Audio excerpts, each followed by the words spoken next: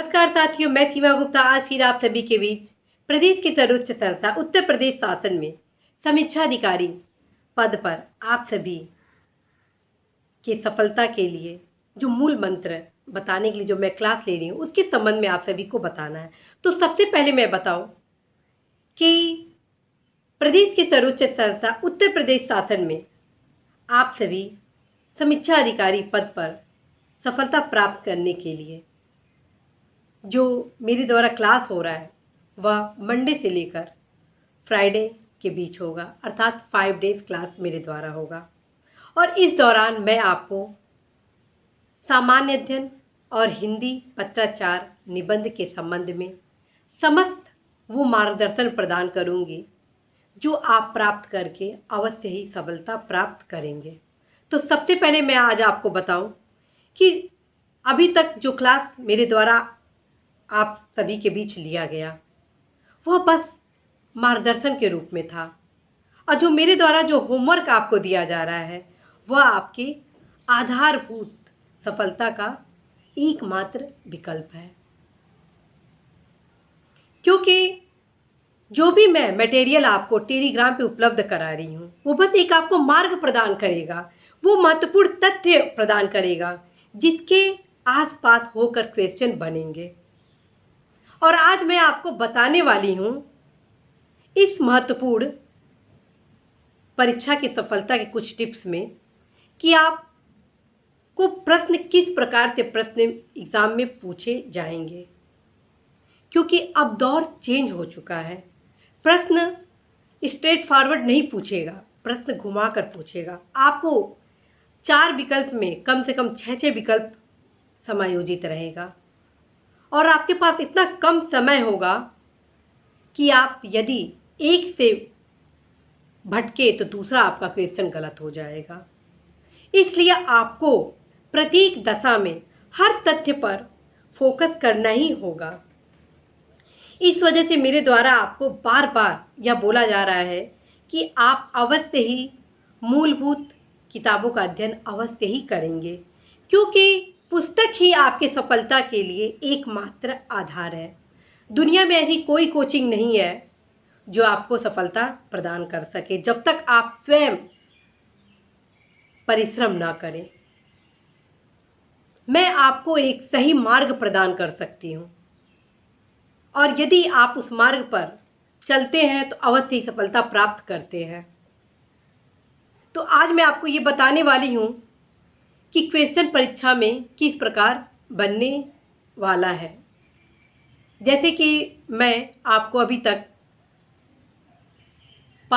4-5 class ले चुकी हूँ, जिसमें आपको मैं कई प्रकार से बताई कि कौन कौन से कैसे आपको अध्ययन करना है, किस किस चैप्टर से। तो क्वेश्चन किस प्रकार उन सबसे बनने वाला वो आज मैं बता रही हूँ। जैसे प्रस्तावना में पूछ देगा, 4 विकल्प देगा, सीधे सीधे 4 विकल्प नहीं दे देगा कि प्रस्तावना में कितने न्याय के प्रकार है। पहला विकल्प ए में होगा प्रस्तावना में कितने प्रकार के न्याय हैं, 4 प्रकार के, 5 प्रकार के। फिर दूसरी लाइन में दे देगा समानता वहीं पे 2 प्रकार के हैं, तो गलत हो जाएगा या सही हो जाएगा। ये कैसे आपको पता चलेगा? जब आप पढ़े होंगे तब।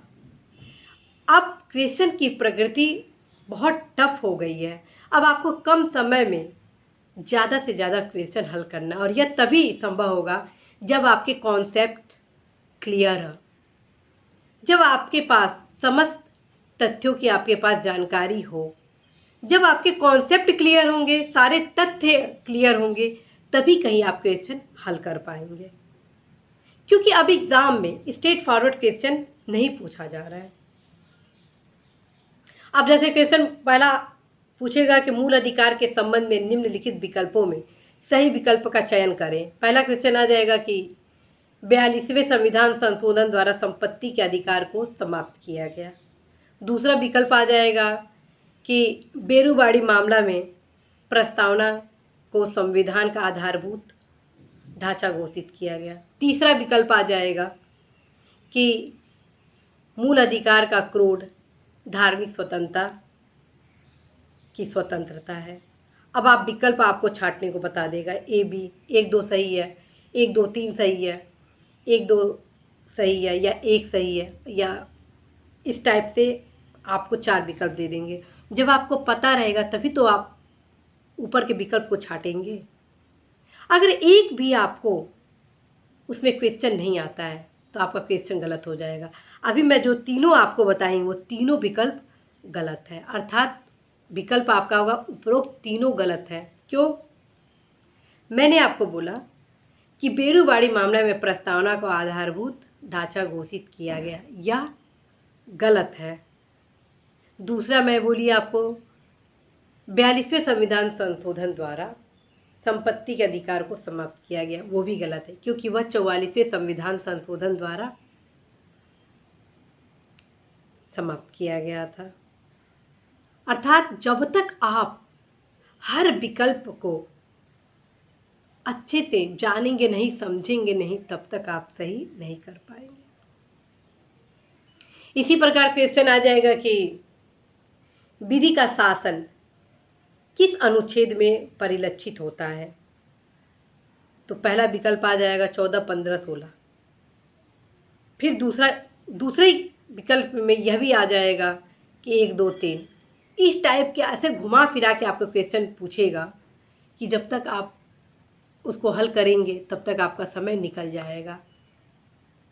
और यदि आप समस्त तथ्यों का ज्ञान पहले ही ले लिए रहते हैं तो आप सफल हो जाते हैं। तो आप जब तक हर सामग्री को गहनता से अध्ययन नहीं करेंगे तब तक क्वेश्चन आप सही नहीं कर पाएंगे। कई लोगों द्वारा हिंदी को बहुत ही लाइट लिया जाता है। लोग कहते हैं अरे कोई बात नहीं, 1 सप्ताह में मैं हिंदी को तैयार कर लूँगा, और उनकी असफलता का मेन कारण हिंदी ही बन जाता है, क्योंकि वो ओवर कॉन्फिडेंट होते हैं और उस ओवर कॉन्फिडेंट में वह हिंदी का अध्ययन ही ढंग से करना भूल जाते हैं और उसका परिणाम होता है कि वो असफल हो जाते हैं। अर्थात जो मैं आपको क्लास ले रही हूँ वो मैं आपको की पॉइंट बता रही हूँ। ध्यान रखिएगा, जो मैं अभी तक आपको 5 क्लास ली, मैं आपको की पॉइंट बता रही हूँ और उसका जो मूल सामग्री है उसका मैं आप लोगों को क्लास जो होमवर्क दे रही हूँ उसमें करवा रही हूँ। जब तक आप होमवर्क नहीं करेंगे तब तक आपका क्लास पूरा नहीं होगा, और ये आपको स्वयं करना होगा, क्योंकि मेरा एकमात्र उद्देश्य है कि आप लोग अवश्य ही प्रदेश के सर्वोच्च संस्था उत्तर प्रदेश शासन में समीक्षाधिकारी बनकर आए, और यह तभी संभव होगा जब आप परीक्षा पास करेंगे, और यह तभी संभव होगा जब आप परिश्रम करेंगे। और मैं आपको बार बार बता चुकी हूँ कि कोचिंग आपकी सफलता में अहम योगदान नहीं करता, बल्कि आपका परिश्रम ही आपकी सफलता में अहम योगदान करता है। मैं आपको मार्गदर्शन प्रदान करूँगी। मैं जो आपका क्लास ले रही हूँ वो मेन की पॉइंट आपको बता रही हूँ, जहाँ से क्वेश्चन इर्द गिर्द से बनने वाले हैं।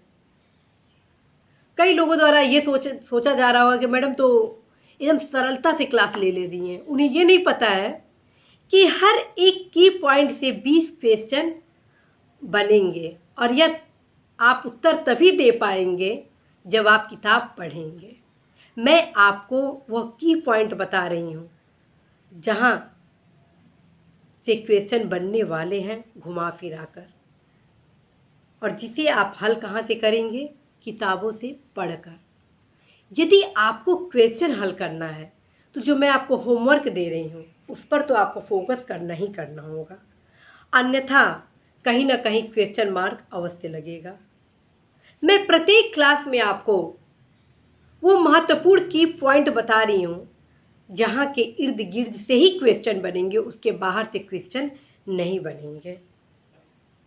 और उस की पॉइंट के इर्द गिर्द के जो भी मटेरियल है उससे संबंधित मैं आपको प्रत्येक क्लास में किताबों के संबंध में जानकारी दे रही हूँ कि इस की पॉइंट के इर्द गिर्द कहाँ से क्वेश्चन किस किताब से बनने वाले हैं। अब ये आपके ऊपर निर्भर करता है कि आप कितना अध्ययन और कितना परिश्रम करते हैं, क्योंकि मैं आपको मार्ग प्रदान कर सकती हूँ, लेकिन परिश्रम आपको स्वयं करना होगा। मैं परिश्रम 110% का कर रही हूँ आपको उस की पॉइंट को बताने में, कि आप उस की पॉइंट को पकड़कर आगे पीछे अध्ययन कर सकें। और जब तक आप किताबों का गहन अध्ययन नहीं करेंगे, तब तक पूर्णतया सफलता का मार्ग प्राप्त नहीं करेंगे। साथियों, क्वेश्चन का जो स्वरूप है वह लगातार क्लिष्ट होते जा रहा है, लेकिन यदि आप इसे सहजता से जानना चाहते हैं तो यह संभव होगा यदि आप स्वयं के ऊपर विश्वास कर मेरे द्वारा बताए गए मार्गदर्शन का अवश्य ही प्रयोग करिए। मैं आपको जिन जिन किताबों के बारे में बता रही हूँ उसको आप इतना गहन अध्ययन करिए कि कितना भी क्वेश्चन घुमा कर पूछे उससे संबंधित क्वेश्चन आप हल कर लें।